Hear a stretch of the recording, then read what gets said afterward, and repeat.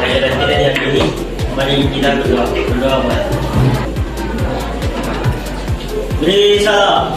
Selamat pagi para guru. Sekretaris kelas ada? Semuanya sudah hadir? Sebelum kita masuk materi, gua akan menunjukkan gambar pada anak-anak kalau perhatikan. Kira-kira ada yang bisa jawab pada gambar ini apa yang terjadi kira-kira? Yang menjawab boleh angkat tangan saja. Ada yang bisa tambah? Pada aliran semuanya. Baik, tangan dulu. Ya, jadi yang terjadi pada gambar ini, gambar pertama itu merupakan pembuangan limbah industri. Kemudian gambar kedua merupakan perairan yang sudah tercemar. Jadi kita bisa lihat warnanya saja sudah tidak jernih lagi, sudah kotor. Itu karena apa? Karena sudah terjadi pencemaran dari hasil pembuangan limbah industri. Sebelum kita masuk pada materi, Ibu akan menyampaikan tujuan pembelajaran yang hari ini akan kita capai.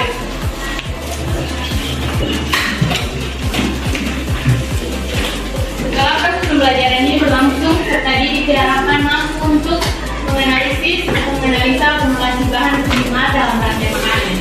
Jadi, akumulasi di sini menurut KBBI atau Kamus Besar Bahasa Indonesia merupakan proses penumpukan atau penumpukan. Jadi proses peningkatan akumulasi bahan pencemar pada tingkatan tropik melalui rantai makanan itu disebut dengan biomaktifikasi.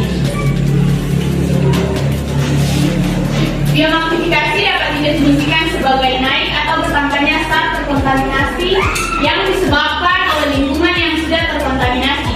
Kontaminan tersebut mungkin saja berupa logam berat seperti merkuri, arsenik, pestisida seperti poliklorinasi, bifenil, dan DDT. DDT ini merupakan insektisida yang biasa digunakan oleh petani. Kemudian proses biomaktifikasi. Jadi biomaktifikasi ini bahan pencemar yang sulit untuk terurai seperti insektisida tadi. Kemudian masuk ke dalam tubuh organisme, berpindah dari satu organisme ke organisme yang lain melalui jaring-jaring makanan. Akumulasi terbanyak terdapat pada tingkat paling tinggi. Contohnya di sini. Misalnya nih insektisida atau DDT tadi yang digunakan oleh petani di bidang pertanian. Jadi nanti tuh sisa-sisa insektisida atau pestisida, sisa-sisa produknya itu kan mengalir ke tanah atau air. Kemudian di air itu ada yang namanya fitoplankton, contohnya itu gambang atau alga. Ini kan merupakan tumbuhan. Tumbuhan itu merupakan produsen di dalam rantai makanan. Kemudian fitoplankton atau alga ini dimakan oleh kepiting. Kepiting yang merupakan zooplankton. Kemudian di sini kan sudah terkandung DDT tadi yang digunakan oleh petani atau insektisida. Nah, di sini sudah terkandung insektisida. Kemudian fitoplankton ini dimakan oleh zooplankton. Kepiting ini memakan alga. Kemudian otomatis di sini sudah terkandung insektisida tadi. Nah, kemudian ikan kecil memakan kepiting ini. Ikan kecil memakan kepiting ini, otomatis juga sudah terkandung apa? Insektisida tadi. Nah, seterusnya konsumen tingkat 2 merupakan ikan besar. Ikan besar memakan ikan kecil. Ikan besar juga sudah terkandung insektisida yang mungkin saja jumlahnya itu sudah lebih banyak seperti ini. Kemudian burung memakan ikan besar tadi. Ini merupakan konsumen tropik paling tinggi. Jadi otomatis di sini juga sudah terkandung dengan jumlah yang lebih banyak lagi. Dan otomatis itu akan berpengaruh di dalam rantai makanan dan akan menyebabkan apa penyakit atau gangguan-gangguan yang lain dalam tubuh manusia tersebut. Anak-anak bisa pahami? Baik. Ibu akan memutar video salah satu apa pencemaran yang terjadi akibat bahan pencemar ini.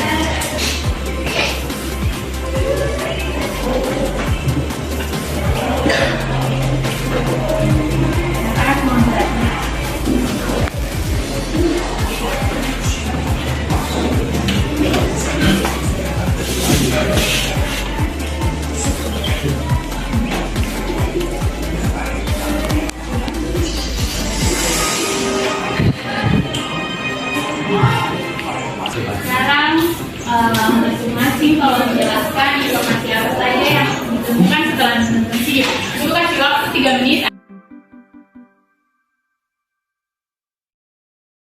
Ya, terima kasih para guru dan teman-teman waktu dan kesempatan yang telah diberikan. Di sini saya mendapatkan di dalam video tersebut yaitu terdapat sejumlah barang merkuri yang tercemar di lingkungan hidup manusia, terdapat juga di udara dan di laut karena itu juga merkuri susah terurai dan tercemar kemana-mana dan mengakibatkan penyakit pada hewan, manusia, dan hewan. Baik, tepuk tangan dulu. Baik, benar sekali yang disampaikan oleh teman kalian bahwa di dalam video tadi itu terdapat bahan pencemar yaitu merkuri. Merkuri itu kan sifatnya itu tidak bisa terurai, jadi otomatis dia akan berpengaruh kepada organisme yang ada di Jepang. Itu contohnya tadi manusia yang terkena merkuri itu ada berbagai penyakit tadi yang sudah kalian tonton.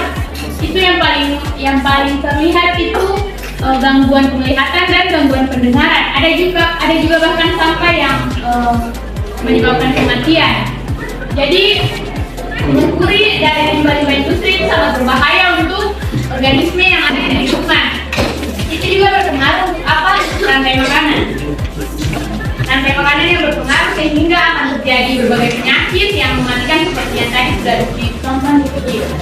Biokomunikasi atau bahan pencemar tadi itu yang pertama dari kegiatan industri seperti limbah pabrik dan industri yang melepaskan racun ke dalam tanah, danau, lautan, dan sungai. Kemudian emisi gas tersebut mencemari lingkungan yang masuk ke dalam rantai makanan yang menyebabkan biokomunikasi. Kemudian kegiatan penambangan di laut. Proses penambangan yang menghasilkan selenium dan sulfida dalam jumlah besar, kemudian mengendap di air dan merusak lautan dan wilayah pesisir. Tingkat toksisitas meningkat. Kemudian zat beracun ini diserap oleh organisme akuatik yang terletak lebih tinggi dalam rantai makanan. Kemudian dampak apa saja yang terjadi akibat dari proses biomagnetifikasi tadi? Dampak yang pertama itu terhadap kesehatan manusia. Biomagnetifikasi membuat manusia lebih rentan terkena kanker, masalah ginjal, gagal hati, cacat lahir, gangguan pernafasan, dan penyakit. Kemudian perusahaan terumbu karang. Cyanida yang digunakan dalam penelitian emas dan penangkapan ikan merupakan sumber utama dari hilangnya terumbu karang. Kemudian terumbu karang merupakan tempat tinggal dari individu-individu yang ada di laut. Jadi kalau terumbu karang rusak otomatis juga berpengaruh kepada individu yang ada di laut. Ya, Ibu ada pertanyaan untuk ada kebijakan, nanti kumpulkan saja. Jadi ada 3 pertanyaan di sini, akan bekerja di apa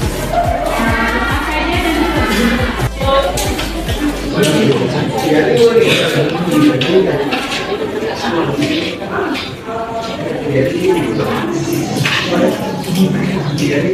ya baik, Ibu minta perhatiannya karena sebenarnya sudah selesai mengerjakan soal. Berarti Ibu sebenarnya sudah paham dengan materi yang tadi kita pelajari. Anak-anak ada yang bisa menyimpulkan hasil pembelajaran kita di hari ini, materi kita di hari ini ada yang bisa menentukan?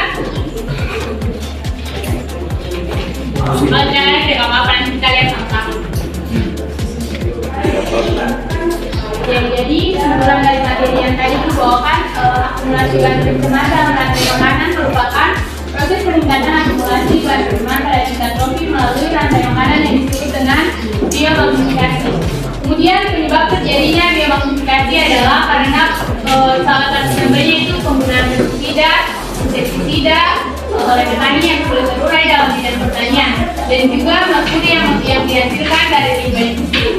Kemudian dampak yang terjadi akibat biomagnetifikasi adalah mencemari lingkungan dan masuk ke dalam rantai makanan sehingga berpengaruh bagi kesehatan manusia. Ya, itu saja yang dapat disampaikan anak-anak. Karena tadi kita memulai pembelajaran dengan doa, maka sebaiknya kita mengikutinya juga dengan doa yang minta hadiran berdoa. Teman-teman, sekarang kita sudah belajar. Tuhan, terima kasih karena kami sudah belajar. Bisa belajar pagi hari ini.